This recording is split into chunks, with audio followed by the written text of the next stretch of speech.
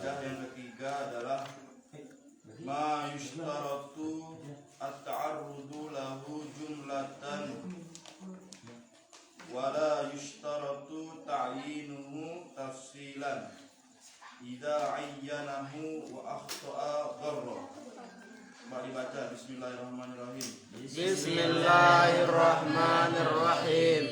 Al-qaidatu tsalitsah ma yustaratu ta'arrudu lahu jumlatan wa la yustaratu ta'yinuhu tafsilan idza ayyana wa akhara.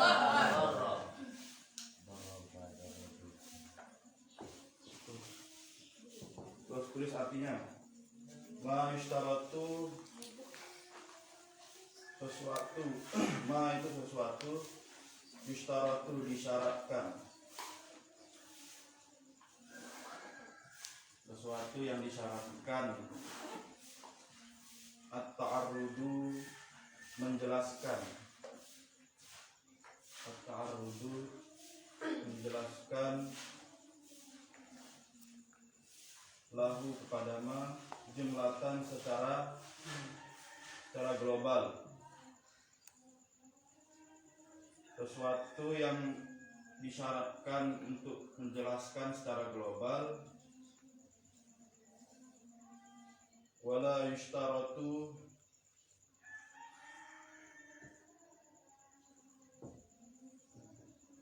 dan tidak disyaratkan, ta'yinuhu wala yushtaratu dan tidak disyaratkan apa, ta'yinuhu menentukan, ta'yinuhu menentukan sesuatu itu, kembali ke mana ya, menentukan sesuatu itu tafsilan secara terperinci, idza ayyana apabila, tafsilan apa, terperinci ya. Kalau jumlatan secara global lawannya itu tafsil. Idza ayyana apabila, ayyana menentukan seseorang, idza ayyana jika menentukan siapa seseorang, hu akan sesuatu, wa akhta'a dan dia keliru atau salah, dharra maka menjadi mudarat atau bahaya atau batal, dharra yang mudarat maksudnya batal.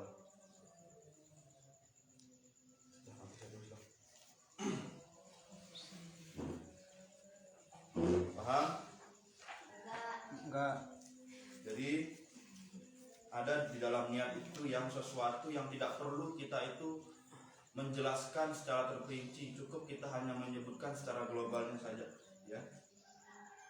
Jadi kita tidak diperintahkan untuk menyatakannya, mentakyinnya secara tafsir, secara jelas terperinci, cukup hanya menyebutkannya atau menjelaskannya secara globalnya saja. Nah, itu maksudnya. Sedangkan apabila kalau kita sesuatu yang tidak disyaratkan secara tafsir, tidak disyaratkan kita untuk menyatakan secara terperinci, kemudian kita tentukan secara terperinci, tiba-tiba ternyata salah, dharra maka bisa membuat bahaya. Itu kaidahnya. Nanti kalau lihat contohnya pasti paham maksudnya. Al-amthilah. Contoh. Al-amthilah. Nawa berniat siapa? Musolli ya. Tulis musolli. Failnya adalah musolli. Nawa berniat siapa? Al-musolli, kembali ke huwa, maksudnya huwa itu musolli. Nawa berniat siapa? Al-musolli, orang yang sholat. Al-iktida'a bermakmum, atau iktida'a itu artinya apa? Mengikuti. Iktidaan atau secara bahasa memang mengikuti, maksudnya bermakmum. Nawa berniat siapa al-musolli orang yang sholat al-iktida'a akan bermakmum bizaidin dengan Zaid. Dia sebutkan namanya. Usolli fardhu zuhri arba'a raka'atin. Ya arba'a raka'atin mustaqbilal qiblati makmuman bizaidin. Siapa? Makmuman siapa? Kalau kamu sebut namanya secara terperinci, padahal itu tidak perlu. Tidak disyaratkan untuk disebutkan mentakyin secara tafsir, tapi kamu sebutkan. Fabana, fabana maka jelas, menjadi jelas. Fabana apa? Jelas. Bana ya, makanya bayan itu artinya penjelasan kan. Dari fiilnya bana yabinu. Bana menjadi jelas siapa musolli amron akan amr. Tahu-taunya yang dia ikuti itu bukan Zaid tetapi Amron. Lam yasih maka tidak sah apa iktidauhu. Lam yasih maka tidak sah apa iktidauhu bermakmumnya Zaid. Bermakmumnya musolli.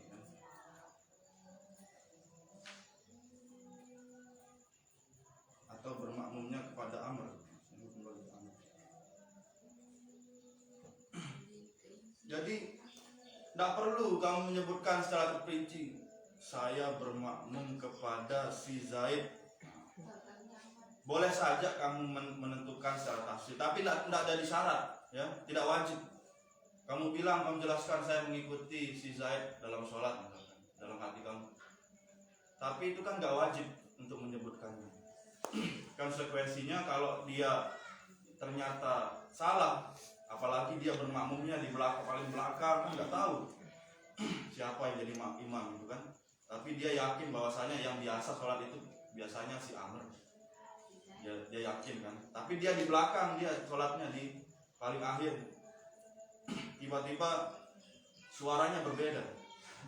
Yang biasa dia dengar suaranya Amr, ternyata kebetulan waktu itu Amr tidak hadir untuk berimam jadi sholat ya. Ternyata yang berimam si siapa misalkan? Ferdi. Suaranya tidak seindah Amr biasanya. Tiba-tiba suaranya agak besar gitu kan. Ternyata sudah dia jelaskan bahwasanya saya itu hanya mengikuti si Amr, maka harus dia ulangi sholatnya. Karena salah di dalam ini.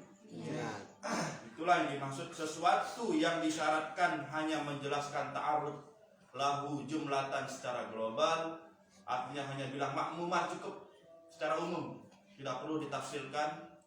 Kemudian dan memang walau yustaratu dan tidak disyaratkan untuk ditafsirkan, menentukannya secara tafsir. Tapi ketika dia mentafsirkan atau mentakyinkan dan dia keliru salah dorro, maka itu bisa membuat dia berbahaya, artinya batal. Paham? Ada lagi contohnya.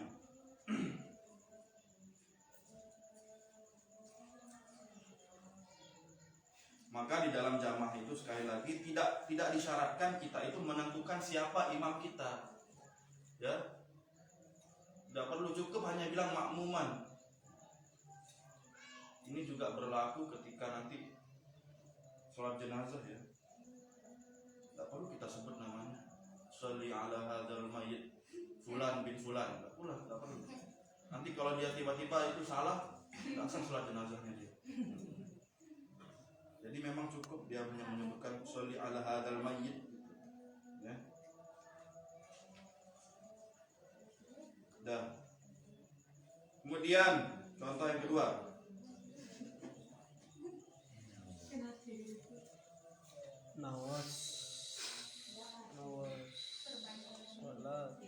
Nawa berniat siapa al-musolli orang yang as-sholata akan sholat ala Zaidin kepada Zaid, artinya dia bermakmum. Bukan, as-sholat ala Zaid maksudnya mensolati kepada si Zaid. Zaid ini sudah mati ketika itu kan. Salat alal fardi. Jenazah maksudnya sholat jenazah. Dia sholatkan, tidak tahu kan, makanya saya kadang-kadang tuh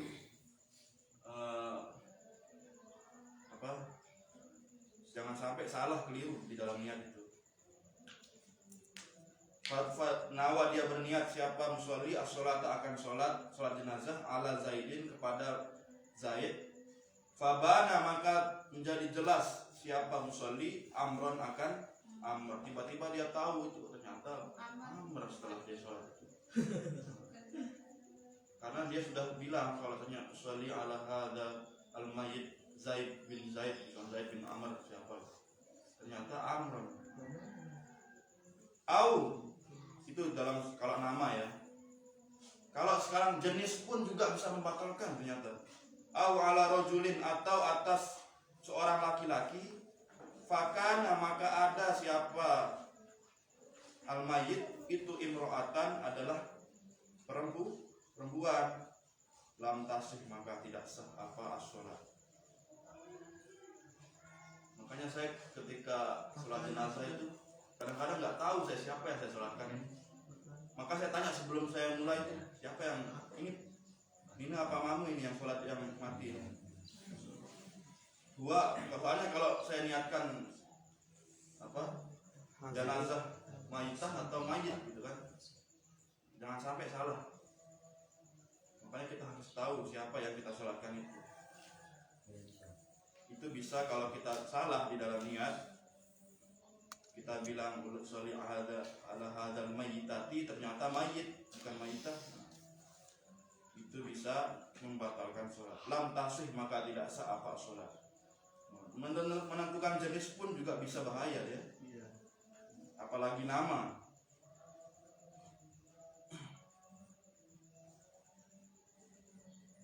Paham? Ada juga ini disebutkan di dalam kitab lainnya. Mungkin tambahan contoh. Minha man sholla ala mauta.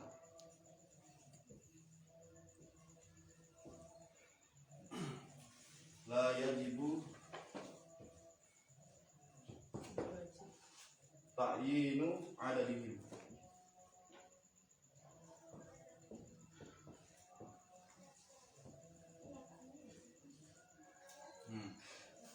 Man sholla ala mauta la yajibu ta'yinu adadihim wala ma'rifatah.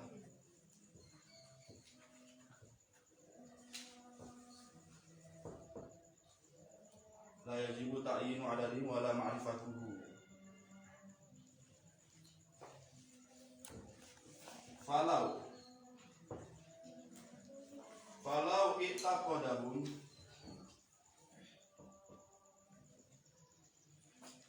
i'taqadahum asyaratan fabanu aktsaru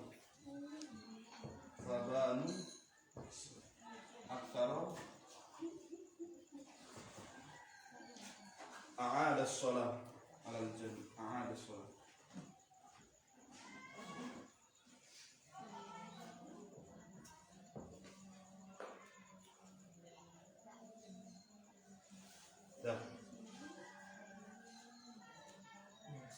Minha di antara contohnya yang lain juga man seseorang itu sholat siapa man ala mauta sholat jenazah kepada orang-orang yang sudah mati. Mauta ini jamak daripada mayit, jamak taksir ya. Mayitani mauta atau amwat, jamaknya ada dua, kalau enggak mauta atau amwat ya, atau amwat, orang-orang yang sudah mati. Kalau kamu mensolatkan, ceritanya kamu lagi disuruh hadir memimpin sholat jenazah korban gempa bumi misalkan, yang tidak kamu tahu itu, yang kamu tahu jumlahnya itu misalkan ada korbannya 50 orang. Kamu niat sudah itu. La yajibu maka tidak wajib. La yajibu maka tidak wajib apa? Ta'yinu adadihim.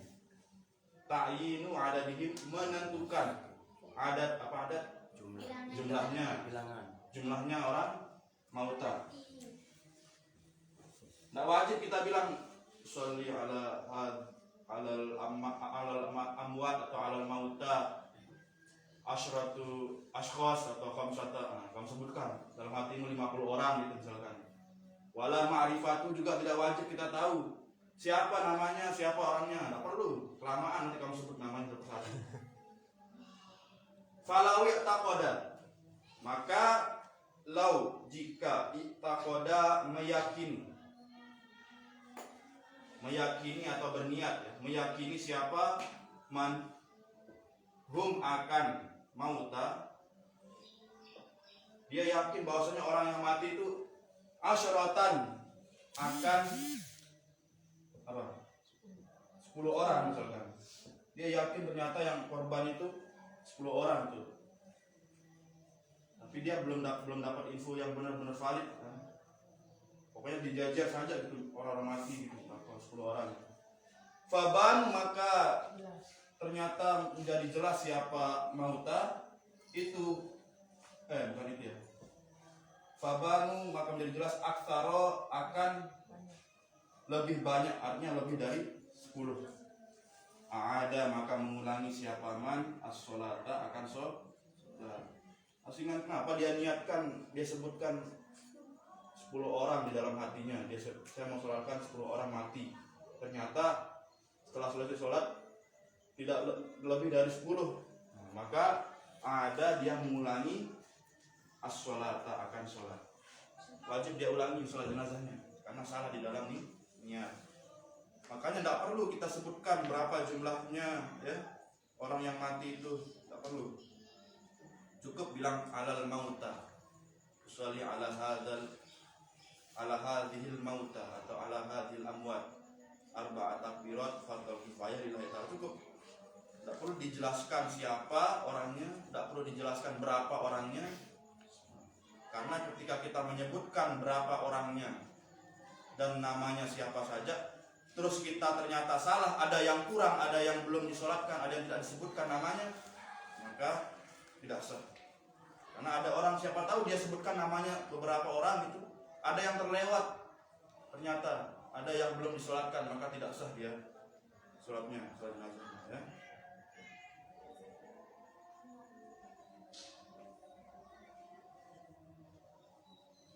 Dan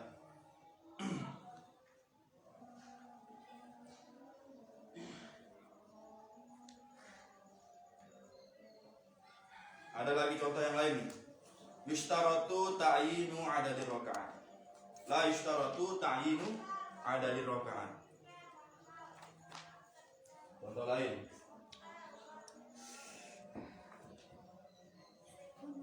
La yushtaratu, tidak disyaratkan ya ta'yinu adadi rakaat.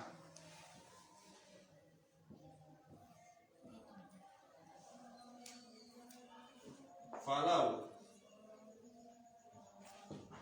nawa berniat az-zuhra akan sholat zuhur khamsan 5 rakaat atau thalathan atau 3 rakaat,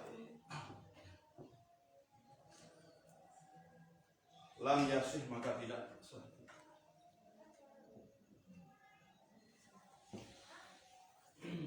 Ya tidak disyaratkan kita menyebutkan rakaat, berarti cukup bilang sholli fardhu zuhri mustaqbil qiblah ma'muman lillahi ta'ala, cukup sebenarnya. Tidak perlu disebutkan berapa rakaat karena memang zuhur itu 4 rakaat. Tapi kalau kamu sebutkan misalkan tidak tahu berapa rakaat zuhur misalkan, tiba-tiba dia sebutkan khamsata rakaatin, dia bilang masih belajar biasanya, atau salah rakaat kan dia masih belum bisa membedakan baru masuk Islam misalkan, atau bukan bukan baru masuk Islam, maksudnya baru belajar, terus belajarnya tidak hatam, ya, langsung dia bolos gitu. Tiba-tiba dia berniat salasan, tak bisa bedain, dikiranya sholat zuhur gitu. Zuhur itu maghrib yang 3. Zuhur itu 3 rakaat, 4 rakaat ya, dia bilang dalam hatinya. Terus dia sebutkan 3 rakaat, nah salah, tidak boleh. Falam yasih as-sholat, lam tasih ya. Dan jadi intinya sesuatu yang memang kita tidak harus menjelaskan secara terperinci, ya jangan dijelaskan secara terperinci. Kalau tidak mau takut salah gitu, batal.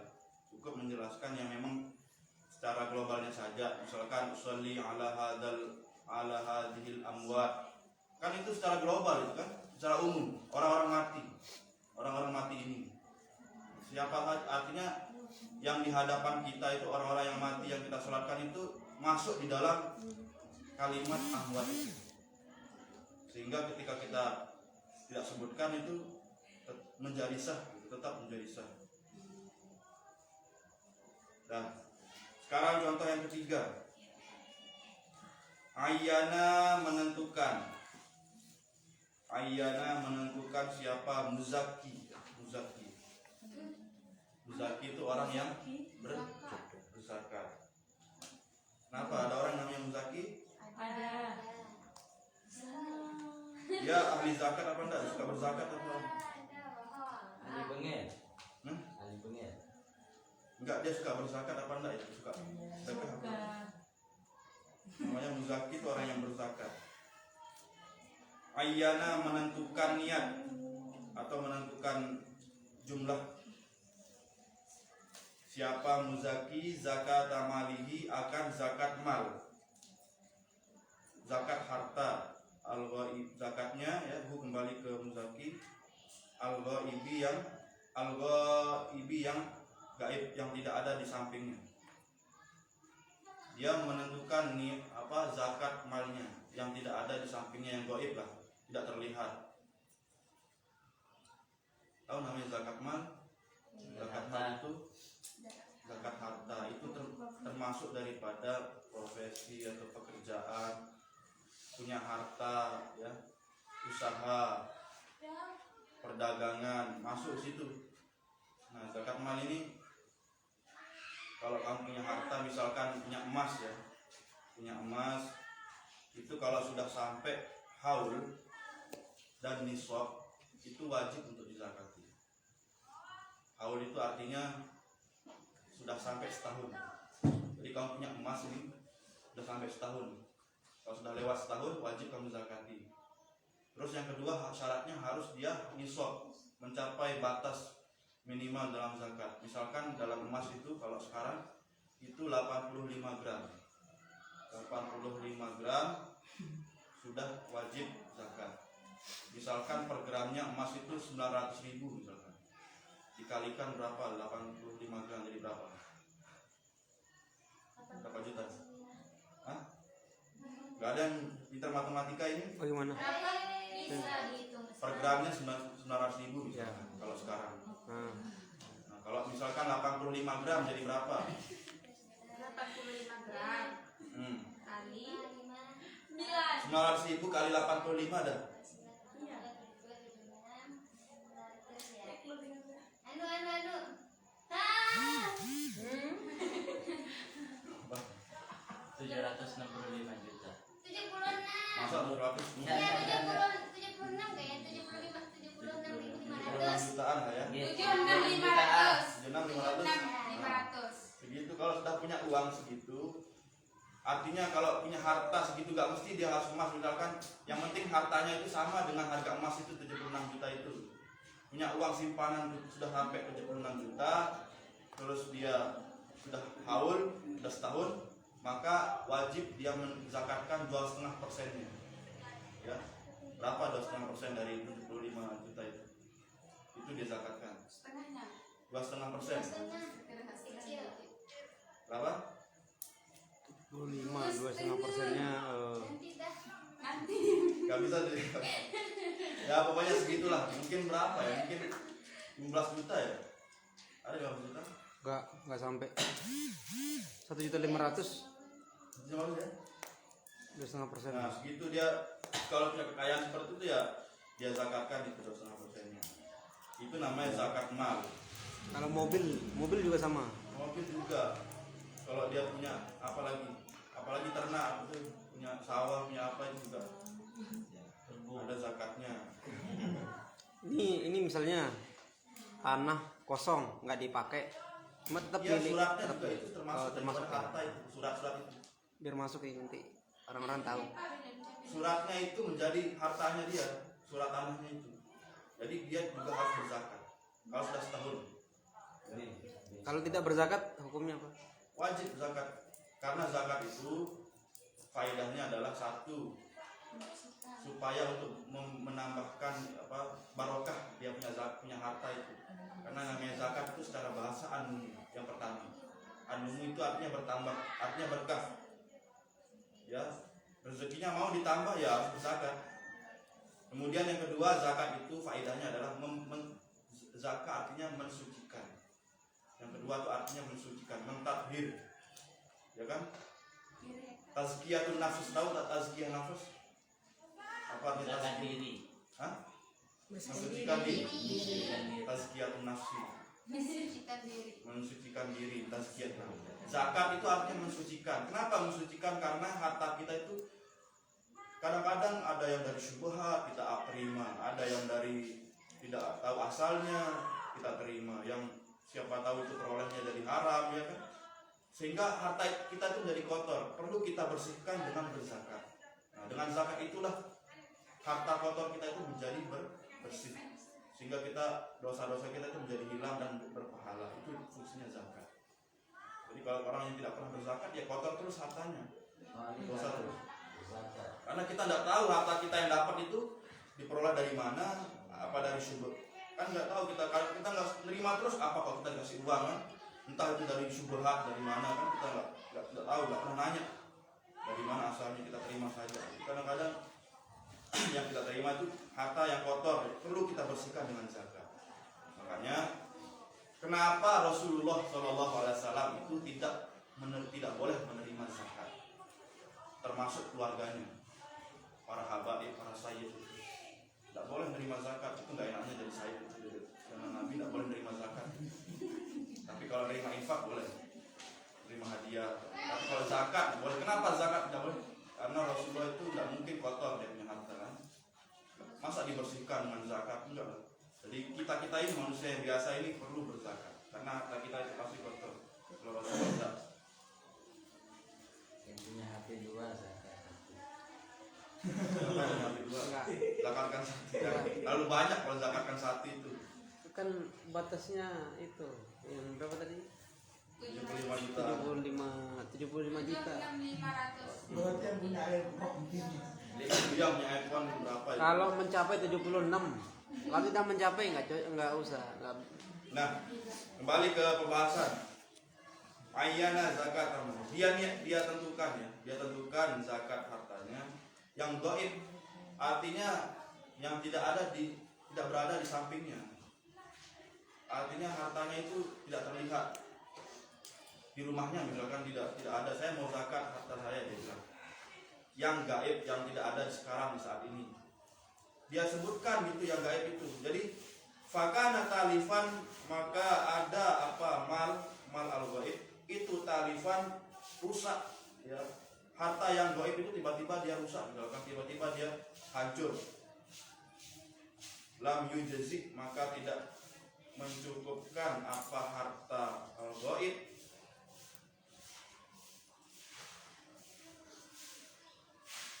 itu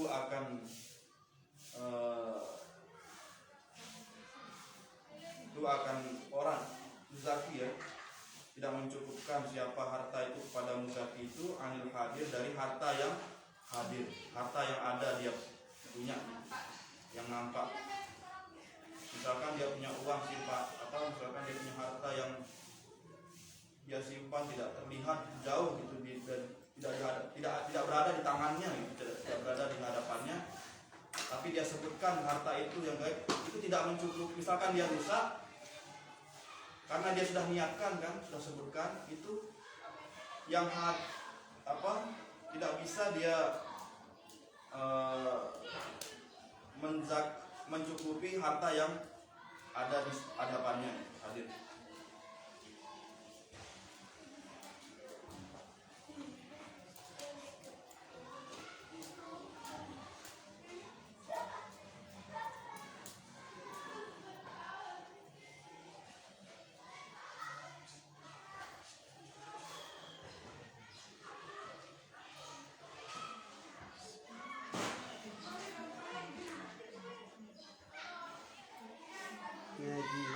Jadi zakat untuk harta yang gaib itu tidak bisa dijadikan sebagai zakat harta ya, yang masih ada, tidak bisa.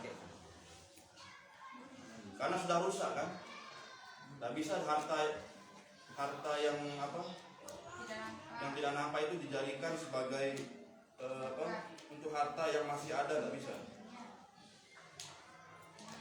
Jadi tidak sah karena dia sudah menentukan, makanya jangan ditentukan. Intinya dia ingin berzakat mal, entah malnya itu gaib atau hadir, yang penting dia sebutkan gitu. Kalau dia sebutkan hanya mal yang gaib, nanti kalau yang gaib itu rusak, ya berarti tidak sah zakatnya. Jadi harus dia jelaskan secara jumlah, secara global saja. Saya ingin berzakat mal, itu saya cukup, nggak perlu entah malnya hadir atau gaib, ya nggak perlu. Paham? Nah, itu yang dimaksud dengan kaidah yang ketiga ya. Ma yushtaratu ta'arrudu lahu jumlatan wala yushtaratu ta'yinuhu tafsilan idza ayyana ainahu wa coba dibaca al-qaidatu tsalitsah. Al-qaidatu tsalitsah ma yustaratu ta'arrudu lahu jumlatan wa la yustaratu ta'yinuhu tafsilan iza ayanahu wa akhara. Kamu kiaskan sama yang lain. Kiaskan puasa juga. Kiaskan. Kamu kiaskan dengan yang lain. Nah, sekarang al-qaidatur rabi'ah. Ya, kaidah yang keempat. Ma la yashtaratu ta'arrudu lahu jumlatan wala tafsilan idza ayyanahu wa akhta'a lam yadur. Coba dibaca al-qaidatur rabi'ah. Al-qaidatur rabi'ah ma la yashtaratu ta'arrudu lahu jumlatan wa la tafsilan iza ayyanahu wa akhta'a lam yadur. Ma la yashtaratu sesuatu la yashtaratu tidak disyaratkan apa at-ta'arrudu menjelaskan lahu kepada ma sesuatu yang tidak perlu dijelaskan jumlatan secara global wala tafsilan dan juga secara tafsir. La ayyanahu apabila Tafsir itu apa? tafsir itu perinci. Kan ada namanya secara global, ada secara terperinci kan? Masa kamu nggak pernah dengar ya? Secara umum dan secara terperinci. Tafsir. Secara umum jumlah tafsir secara perinci. Mala yustar. Kalau tadi kan disyaratkan hanya menjelaskan secara jumlah, ya. Sekarang ini tidak disyaratkan secara jumlah, juga tidak disyaratkan secara tafsir. Idza apabila atau jika ayyana menentukan siapa nawin, ya nawin itu orang yang berniat ya. Kamu tulis di bawahnya nawin itu orang yang berniat. Failnya. Hu akan ma ya. Wa akhta'a dan dia salah keliru siapa nawin lam yadurra maka tidak membahayakan apa al-khata'. Lam yadurra maka tidak membahayakan apa al-khata', kamu tulis di bawahnya failnya al-khata'.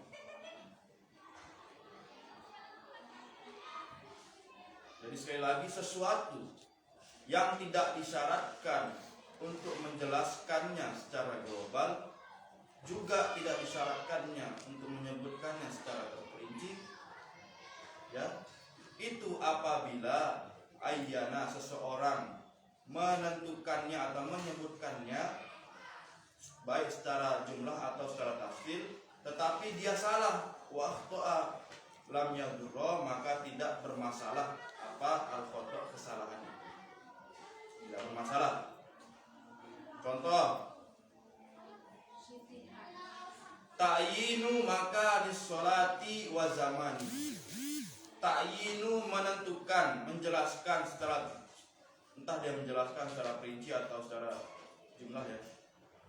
Dia menjelaskan, dia sebutkan gitu. Maka disolati tempat dia sholat di dalam niat. Usolli fardhu zuhri arba'a raka'atin mustaqbilal qiblah fil masjid Bani Abbas. Arba'a takbirat fardhu lillahi ta'ala. Dia sebutkan tempatnya. Sebenarnya menyebutkan tempat itu tidak wajib, baik secara jumlah atau secara tafsir. Tidak disyaratkan, artinya tidak wajib. Tapi dia sebutkan, tiba-tiba dia salah, ternyata bukan masjid Bani Abbas, ternyata masjid apa, Rengkung misalnya. Ruda, namanya bukan masjid Bani Abbas. Bagaimana sholatnya? Bingung dia.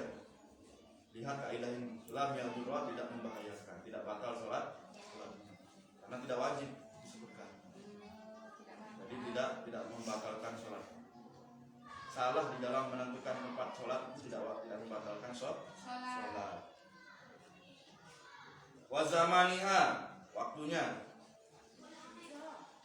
Misalkan dia sebutkan jamnya, misalkan Fisa'ah hadi asyar, misalkan jam 11, misalkan. Terlalu detail ya itu, lengkapnya niatnya. Ternyata waktunya lebih 1 menit gitu. Lebih 5 menit, lewat 5 menit. Nah, bagaimana sholatnya? Karena tidak wajib dia sebutkan waktu, juga tidak wajib dia sebutkan Tempat. Kalau tadi diwajibkan hanya menyebutkan secara jumlah dan tidak wajib secara tafsir. Tapi kalau dia menyebutkan secara tafsir dan dia salah, itu belum bisa membatalkan sholatnya. Tapi kalau ini dia sebutkan secara jumlahnya saja ya, secara globalnya, tapi tidak menyebutkan secara global dan tidak menyebutkan secara tafsir. Tapi kalau dia sebutkan dan dia salah, itu tidak membahayakan ya. Paham? Sama seperti ini, contoh ini di dalam kitab ini disebutkan al-khata' fi ta'yin makan sholat. Dia salah di dalam menentukan tempat sholat. Falau nawa sholat az-zuhri, dia berniat sholat zuhur fi Misr, di negara Misr misalkan, Di kota Mesir. ya. Wa kana fi Mekah, dan dia sebenarnya berada di Mekah. Lam tabtul, maka tidak sah, tidak batal apa sholatnya orang yang tadi yang salah itu, karena niatnya sudah ada di ananiyah. Wa ta'yinul makan laisa lahu irtibatun bi niyatis sholat jumlatan wala tafsilan, dan menentukan tempat ta'yinul makan laisa lahu irtibatun, bukanlah, tidak ada kaitannya dengan niat sholat, tidak ada sama sekali, tidak ada kaitannya dengan niat sholat tempat itu. Makanya ketika orang salah keliru di dalam menentukan tempat, itu tidak membatalkan sholatnya. Begitu juga menentukan zaman tadi. Misalkan tidak dia sebutkan dengan jam, misalkan hari dia sebutkan, misalkan usolli fardhu zuhri yaumal apa, harinya apa? Yaumal Jumat. Nah, fardhu lillahi ta'ala. Ternyata bukan hari Jumat, ternyata hari Kamis. Itu tidak membatalkan sholatnya. Sekali lagi, karena menentukan hari, ya, menentukan zaman itu tidak wajib. Itu secara global. Wah, Secara global. ya secara itu, secara bisa dibilang secara terperinci itu kalau di dalam kondisi. Atau secara global juga bisa, karena kan hari Kamis sudah disebutkan jamnya, ya kan, waktunya. Tapi kalau disebutkan hari, jam, tanggal, disebutkan semua, tanggal, hari, bulan, jam, nah disebutkan semua, itu tafsir ya. Tapi kalau hanya global disebutkan hari Kamis, dan dia salah, ternyata bukan hari Kamis, ternyata hari Jumat, itu tidak membatalkan lantak sholat, itu tidak membatalkan sholat. Karena tidak wajib itu disebutkan secara global atau secara Contoh lain. Apa sih itu? Ayyana. Ayyana menentukan. Siapa nama Ayyana di sini? Bagus nih jadi nama Ayyana. Diana. Diana. Ayyana.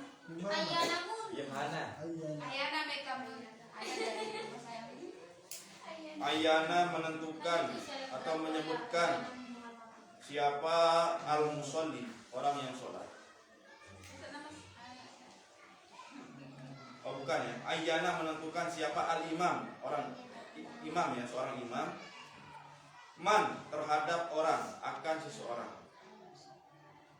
Ada seorang imam nih, dia jadi imam. Terus dia niatkan saya berimam dari man, seseorang yusolli yang sholat, siapa man khalfahu di belakangnya imam.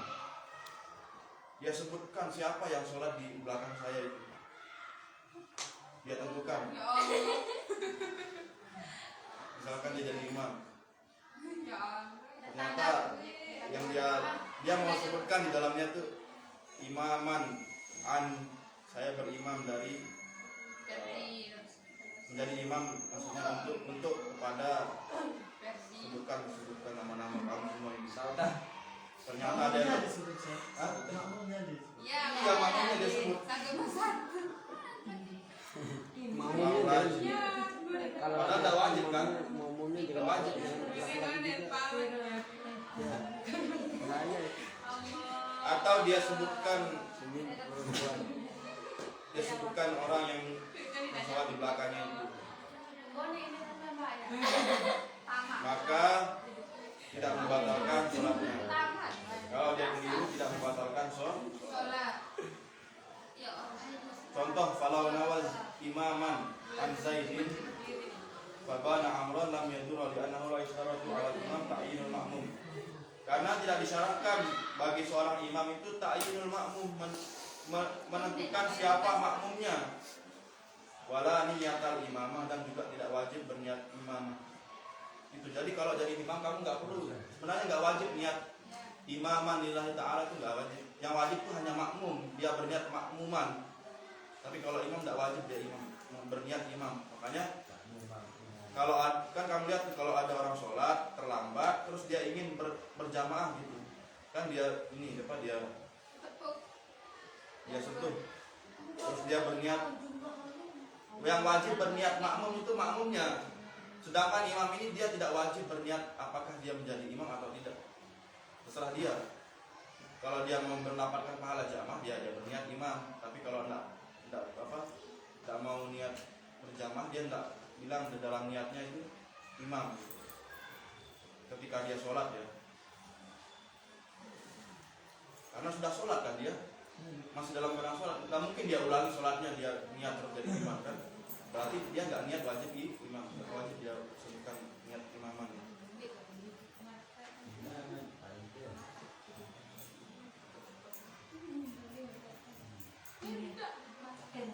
Au shalla fil ghaimi itu apa?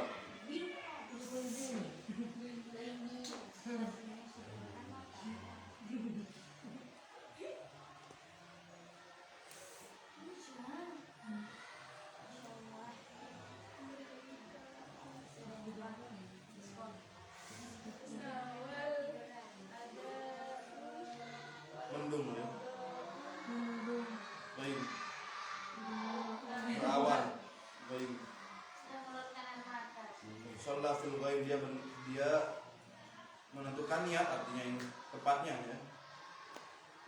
Kondisi apa? Kondisi suasana gitu. Dia sebutkan suasana fil ghaib di dalam berawan, maksudnya lagi mendung dia sebutkan gitu.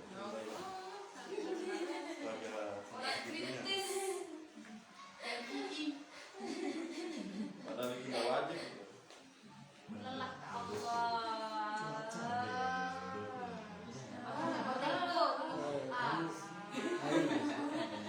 Ausoma al-asir atau tawanan Asir itu artinya tawanan. Hasil Asir, al-asir, tawanan. Sari. Kalau kamu perang kan ada ditawan tuh, jadi orang-orang yang diambil tuh yang Kalah. Ditahan. itu ditawan gitu di apa istilahnya? Itu bahasa Tahanan, Arabnya asir. tahanan, Hah? tahanan. Tahanan yang tidak tahanan atau tawanan. Sandraan. Sandraan ya, sandra. Tangan sedih. kalau Ausun Sekapan. Jadi Sekapan. Sulika. yang orang yang disandra itu dia berniat gitu, berniat puasa. Asiron dia sebagai tawanan itu disebutkan Keadaannya. keadaannya. Itu enggak wajib. Ya, tapi kalau dia sebutkan itu ya tetap sah sholatnya, tetap sah puasanya ya. Kamu jelaskan, kamu tulis itu maksudnya ini sama asli, kamu jelaskan sendiri, kamu tulis biar nanti kalau kamu baca lagi kamu paham lagi. Saya pernah sholat Dan maghrib 3 rakaat sama cinta. terakhir Sumber. nawa berniat. Boleh. Nawa berniat siapa al-musolli al-ada'a, niat sholat adaan. Apa artinya al-ada? Sholat di dalam waktunya. Itu disebut dengan ada. Tapi kalau di luar waktu itu disebut dengan qadha. Ada itu artinya melaksanakan secara bahasanya, pelaksanaan. Adaan, artinya melaksanakan di waktunya. Jadi kalau misalkan ada seorang musolli, orang yang sholat, dia niat adaan, ya. Terus ternyata bukan ada, tetapi qadha, fabana khilafuhu. Atau dia niat qadha tetapi bana khilafuhu, jelas, bana menjadi jelas khilafuhu, berbedanya ada atau berbedanya qadha, sama saja. Jadi intinya kamu niat adaan itu tidak wajib, ternyata tidak wajib kamu sebutkan ya, karena semua itu tetap dalam ruang lingkup sholat. Tidak perlu kamu jelaskan adaan atau qadaan, itu tidak wajib ternyata. Tapi kadang-kadang kan orang biar mantap gitu niatnya ya sebutkan adaan, karena ini kita sholat di dalam waktu. Tapi sekali lagi itu tidak membatalkan sholat ketika kita keliru di dalam membaca adaan atau qadaan ya. Dan memang tidak wajib juga disebutkan secara global atau secara terperinci. Tetapi kadang-kadang kita seringkali menyebut adaan, itu tidak apa-apa ya, supaya memantapkan hati saja. Tapi kalau dia keliru, misalkan ternyata dia sholat ternyata itu misalkan gini kan, kamu bangun subuh biasanya kan, ternyata waktunya itu udah syuruk gitu, syuruk itu udah tidak boleh lagi sholat subuh. Artinya kalau kamu sholat subuh itu bukan qadha lagi, bukan adaan tapi qadhaan. Misalkan kamu dianggap masih ada waktunya, ternyata setelah dia sholat udah lewat 5 menit yang berlalu, jadi udah lewat subuhnya. Ternyata itu seharusnya niatnya qadhaan, bukan adaan. Itu tidak apa-apa kalau dibeli, ya, tidak apa-apa. Dia salah, misalkan ternyata niat saya itu seharusnya qadhaan, karena sudah lewat 5 menit yang lalu. 5 menit yang lalu sudah lewat.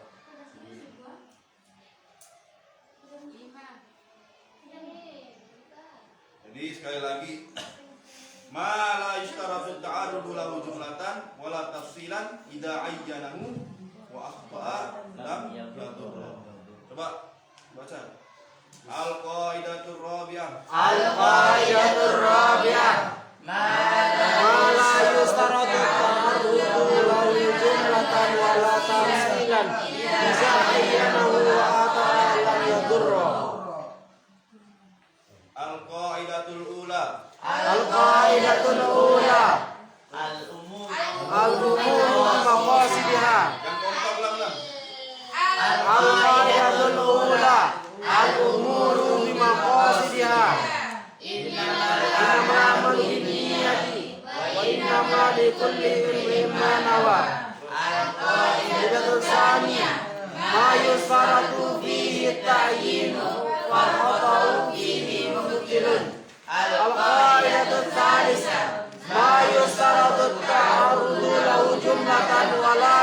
istaratu ta'yinuhu tafsilan Iza ayyanahu wa ata'a darra. Al-qaidatur rabi'ah ma la yustaratu ta'arudu lahu jumlatan wa la tafsilan Iza ayyanahu wa ata'a lam yadurra. Menghafalkan kaidah-kaidah ini ya. Terus dihafalkan al-qaidah berulang. Nanti kamu ajarkan ke adik-adik kamu. Diajarkan biar paham kaidah. Kaidah fikih.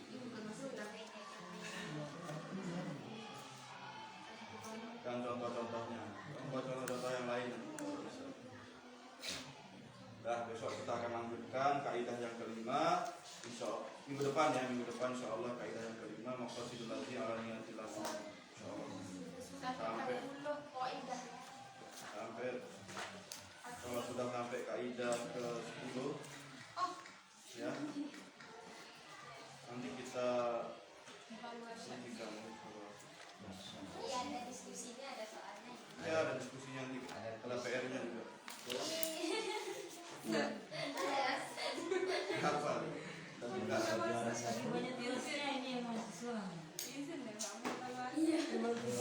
Makanya kamu harus hadir biar kamu tidak bolong apa tidak tahu. Heri, hadir. Bisa selalu hadir. Sekarang hadir kemarin minggu lalu pasti bengak. Sekarang hadir, seminggu lagi baru hadir. Ya, sama lihat. Sabar Kak Heri. Apa? Kan sekali aja. Iya kemarin nggak hadir ya? Ada apa? Ada. Apa mesti? Absen. Absen. Beneran jadi kelas. Ya, Pak. Anwar. Terus. Ada pertanyaan? Mafi. Mafi soal. Peri Gunawan. Tidak apa-apa kalau di luar konteks. Peri. Di luar konteks. Ya. Sekali ke Bro. Ayo, Bro. Peri Salwadi. Goep. Oh, iya, Pak. Ustaz, ini katanya mau nanya, tapi di luar konteks. Ada. Di apa? Di luar konteks. Ya tidak Muhammad apa-apa. Mansur. Ayo. Bebas. Yang Wildan. ditanya. Fas'alu ahla dzikri in kuntum Jumlahkan secara global. Besar Rahman, Heri Saputra, tumben hadir. Siapa namanya Anu sebutkan? Gadi Alamsyah. Apa pertanyaan? Kita juga belum kenal. Ini baru ya. Tapi Muhammad Secara Ya, baru. secara gigi. Nama saya Mira Mirawati. Miras ya. Mira Haki. Halo Mira. Apa pertanyaannya? Barang. Ya, mau nanya kan kalau kita sholat berjamaah itu kan mendapat pahala 27 derajat katanya. Ya. Nah, lalu bagaimana kalau seumpama kita kan mau berjamaah tapi orang udah duluan gitu, artinya kan kita masuk gitu. Terus tetap nggak kita dapat pahala yang Waduh, yang- ngeri pahala deh. Tapi kan nggak sempurna, nggak ikut yang dua. Billahi ta'ala mendapat pahala. Dalam hadis kan sudah disebutkan Oke, pas tapi apa? Kan jadi tentang ini. As-sholatul jamaah min salatin. Pagi. Iya. Salatul Fatih kan disampaikan apa?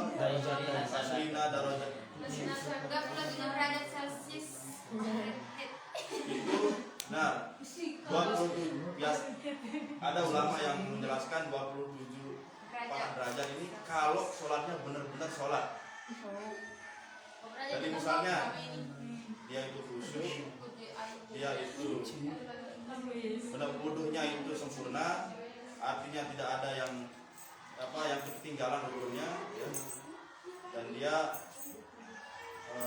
tidak masuk bukan tidak masuk, artinya dia mengikuti apa yang bacaannya itu benar, bacaan dalam sholatnya itu benar, ya. Khusyuk, yang penting khusyuk. Artinya kalau dia benar-benar sholat itu bisa 27. Tapi kalau dia kadang-kadang sholatnya masih bermain-main ya diragukan 27 rakaat meskipun dia dalam jamaah. 15. Bisa dipotong di diskon jadi 15%. 12. Derajat Celcius. Ya. Jadi ya kalau yang benar-benar 27 itu ya itu. Jadi dia Jangan khusyuk. benar-benar sholatnya itu nggak sungguh-sungguh, bisa lah kita 40. ya. Walaupun dia masbuk tetap dapat 27 rakaat. meskipun dia masbuk ya, karena masbuknya itu karena alasan yang dibenarkan. Tapi kalau dia masbuknya nanti sholatnya masih mau Sengaja. gitu ya, mungkin kurang 27 mungkin. Wallahu alam ya. Jadi sekali lagi, meskipun dia masbuk, tetapi dia sholatnya itu dengan sebenar-benarnya sholat, ya, itu tetap dia dapat pahala 27 derajat.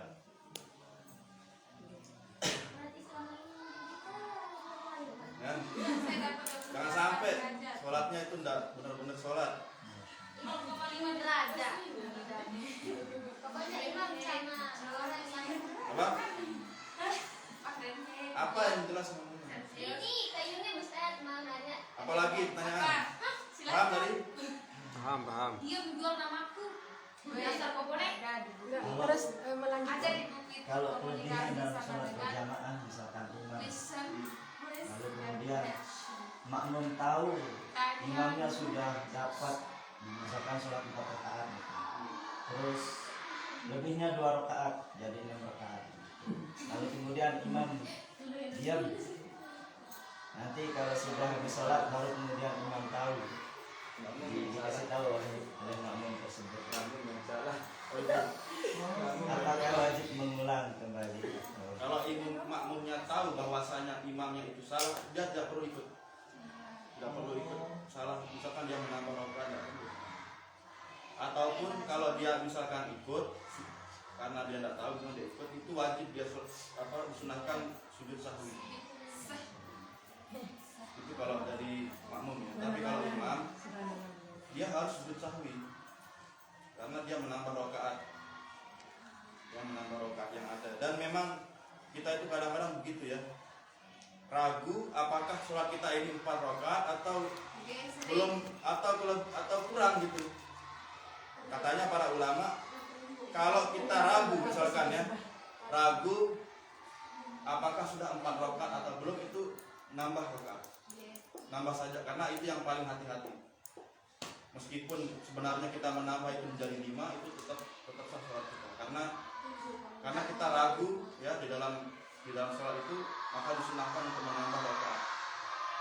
Tetap sah sholatnya ya, tetap sah, tetapi disunahkan sujud sahwi, karena siapa tahu tambahan itu tidak termasuk atau termasuk ya, karena menambah rakaat.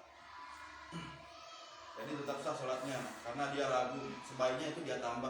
Misalkan dia begini, ada dalam kaidah nanti, kaidah yang ke berapa? Makanya kamu jangan sampai gak ngaji, ini ada dalam kaidahnya ini, kaidah. Kalau nggak salah itu kaidah nomor 4. Kompas.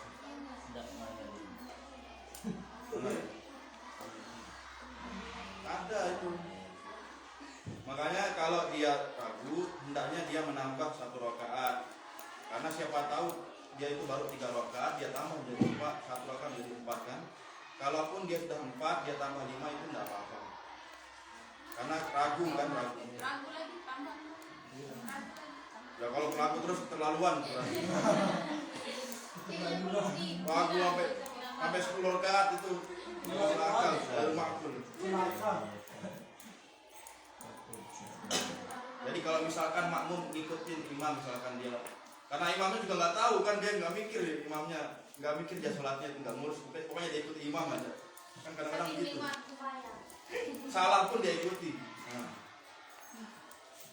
Maka kalau dia misalkan ketika sebenarnya itu dia tahiyat, kemudian imamnya mau berdiri, itu hendaknya dia imam menyebutkan subhanallah, diingatkan subhanallah, sehingga imam ketika dia dengar subhanallah, dia turun lagi bertahiyat.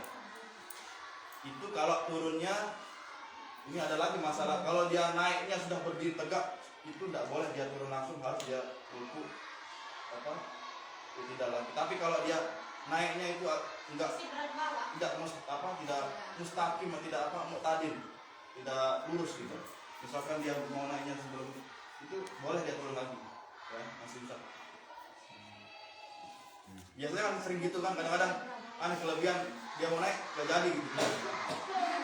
Yang penting naik dia sebelum naiknya itu tidak sampai dia lurus tegak. Nggak boleh duduk lagi langsung gitu. Harus dia mulai dengan Fatihah, rukuk. Walaupun subhanallah tapi dia nggak dengar misalkan subhanallah. Atau jangan-jangan nggak tahu dia. Orang nggak tahu orang kalau diingatkan subhanallah itu ada yang salah berarti karena belum belajar fikih. Pakai tamparan. Tapi kalau perempuan apa dia bukan subhanallah dia menepuk tangannya. Misalnya imamnya nggak peka-peka, Ustaz, peka Ustaz 2 kali kita Yang berapa nggak kali peka-peka. dia lupa. Nggak buka-buka tepuk pramuka. Berarti nggak pantas jadi imam berarti. Siapa ya? Makanya imam itu ada kriterianya, jangan asal pilih imam. Ini mentang-mentang imamnya suaranya bagus aja, ya jadikan imam. Tapi nggak paham sholat, nggak paham fikih, bahaya juga. Makanya yang paling kurang orang yang fasih bacaannya, yang bagus bacaannya, suaranya bagus dan juga paham. Itu yang lebih baik diutamakan. Makanya misalkan Heri jadi imam, misalkan udah bagus suaranya, udah ditambah, jangan cuma modal suara, tambah dengan pemahaman tentang sholat. Nanti kalau ada orang ingatkan biar nggak terus aja luas terus ya, nggak penuh. Itu suara bebek jadi. Itu dibahas walaupun suara kedua. Kira-kira paham ya? Ada lagi Satu lagi. apa? Ini tadi kita kebetulan berbicara masalah zakat ya. Ya. Yang wajib dizakati di situ kan ada melebihi 75 Melebihi nisab lah. melebihi nisab. Karena nisab tiap misalkan ya, nisab itu berbeda. Enggak hanya dia terpatok dengan emas. Kadang Iya. kalau dia punya peternakan misalkan punya kambing. Itu kalau kambingnya sudah jumlahnya 10 misalkan, itu sudah wajib berzakat.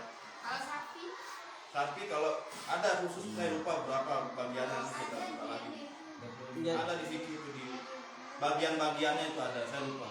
jadi yang mau saya tanyakan ini, jadi kalau apa namanya di KPK itu pasti pejabat-pejabat itu ada laporan harta perseorangan ya, LHP gitu. Jadi di situ bakal ada apakah misalnya totalnya sampai 1,2 M.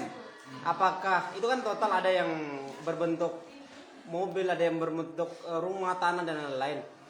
Jadi apakah itu dihitung 2,5% semuanya gitu? Totalnya yang dihitung apa per? Totalnya. Oh ya. Total kekayaannya itu misalkan dia punya tanah melebihi 1 miliar ya, punya tanah misalkan. Ya wajib dia zakat itu melebihi nisab. itu ada sampai 4 triliun. Iya ada itu yang youtuber itu udah Ada yang konglomerat gitu. Berarti semakin banyak hartanya semakin banyak juga zakatnya.